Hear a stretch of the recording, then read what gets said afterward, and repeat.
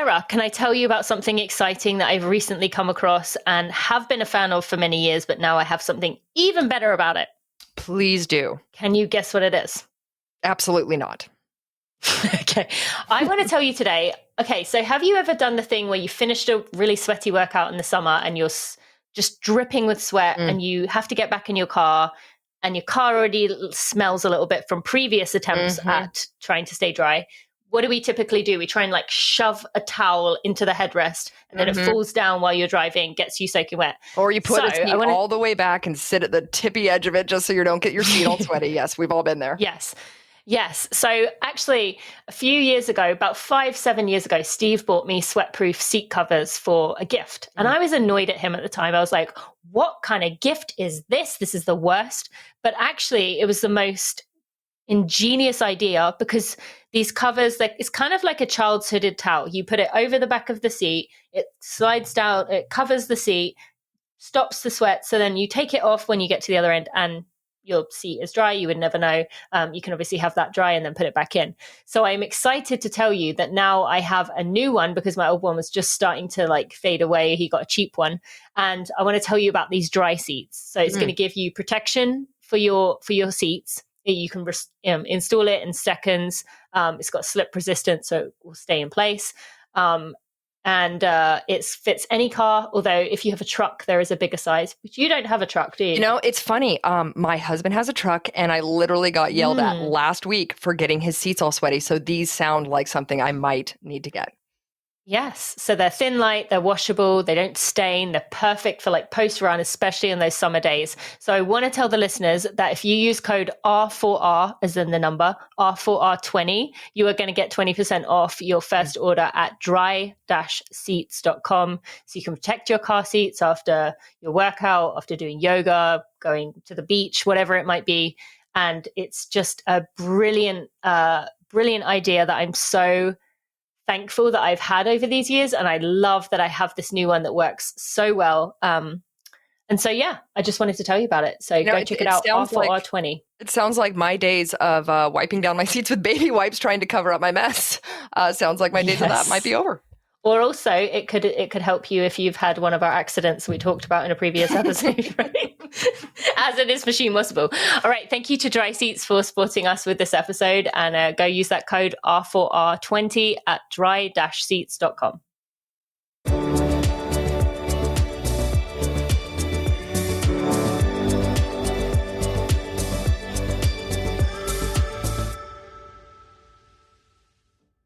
All right, welcome back to our For Real-Isodes. For the first time in a long time, I'm going to ask you one that's running related. Yes. I just was wondering, and I think I know the answer to one, but not the other. I would like you to tell me your biggest positive split and your biggest negative split in a race. Positive split is easy, my first marathon. Yes. You probably know that. How much of a positive split was that, though? I'm trying to remember what I did go through the half in. I want to say it was like 1:17, 18. So that would be what, like 2:36 pace. Yeah, I think it was maybe like 1:18 and a half or something. 1:17 sounds too fast. And then I ran 2:49. So what does that work out to be? 13-minute positive 13 split? minutes. Yes. And you know the story. I've told the story many times of just agony. Spectacularly blew up. Still to this day, one of the most, I as I've told you before, I haven't been able to get to that level of blackout since something broken me that day. Yeah. So yeah, that's my positive. My negative, I really never paid attention to the halfway, but I do know in the London Marathon, one of the years, I passed 95 people in the last 6 miles. Do you remember what you went through halfway in? No, I never really paid attention to that. Oh, yeah, that's right. You don't really like to look at the watch. So, that's right. But I would guess I think that was the time I ran 2:40. So I would guess maybe that was like it had to be at least 2, 3, maybe 5 minutes. But I don't know. As you know, I quite often run negative. So yeah, I probably couldn't guess because that's the way I like to do it. Yeah. What about you? I've got you beat. My first marathon was a 20-minute positive split. Ouch. And I'm sure I've told this story on the podcast before, but I was 19 years old. I had just come off a track season. I found this piece of paper I'd tucked in my desk, and it was like, oh, things I want to do before I turn 20. Top of the list said run a marathon. And I was like, oh gosh, I've only got a couple months to do it. So online, I found a marathon for the next day down in Seattle. So I drove down. I'm sure I've told this on the podcast, but I just had like a 4-pound quesadilla for dinner that night. So the next morning I drove down to Seattle and I jump in this race and I'm wearing socks. I think I'd forgotten my socks. So I was wearing trainers with no socks. I had my little MP3 player with me and I had no fuel at all. So the gun goes off and it's this teeny tiny little race, so small that like you have to write the numbers like in Sharpie on your leg. You don't even get race bibs. And so I'm running and I just take off with the lead guy. I was like, this feels pretty good. And I was like, hey, what are we running? He's like 550s. I was like, great. Cause I didn't even own a GPS watch at this point. So I went through the halfway point. I remember because they had a clock there. I was like, hey, what am I right now? And they're like, oh, you're at 120. And I was like, that sounds great. So I grabbed the bag of those like cliff shot blocks and I like just with no water, just take down all the shot blocks, which then sit like a rock in my stomach. And then I started to fall apart, I think mile 15 or 16, when the lead guy like pulled away from me and I was completely by myself. And I fell apart so spectacularly. I stopped to go to the bathroom 4 times, nearly got stopped by a train. I had to like jump across the train tracks.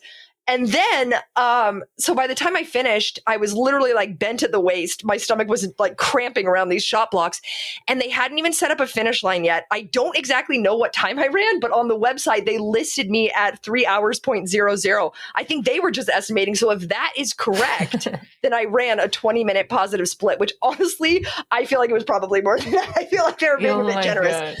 And yeah, I had, my feet were like, they were like raw chicken. Like it was brutal. So that was the worst positive split I ever ran.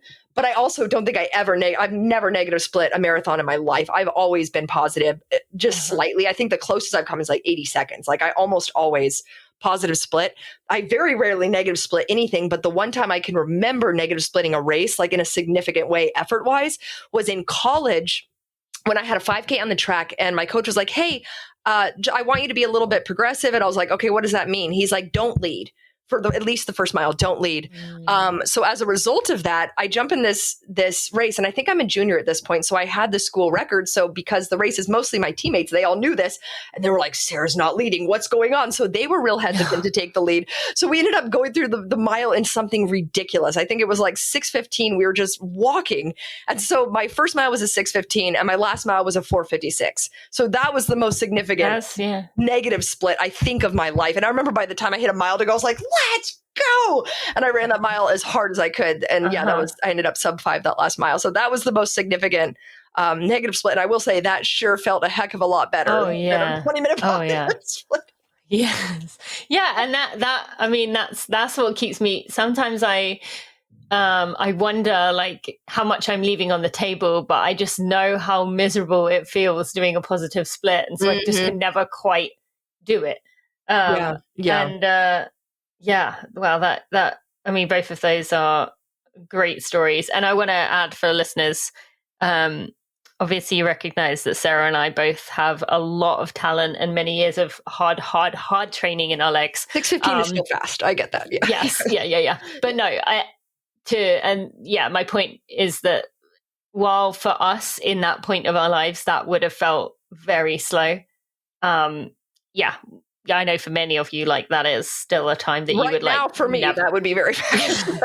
It's just for someone because someone with a marathon pace of like 5:50, it's like 6:15 is considerably pedestrian. Exactly. Yes, when you've run 26 miles at 5:50, 6:15 is for a few miles is not. Okay, Sarah, thank you so much for this episode. Another fun one. We should get more running ones in there. So if you have suggestions for questions, if you want to submit one, please send it to us on social media or email, and we would love to get to it. Yes, please. Thank you for listening. We'll see you next time.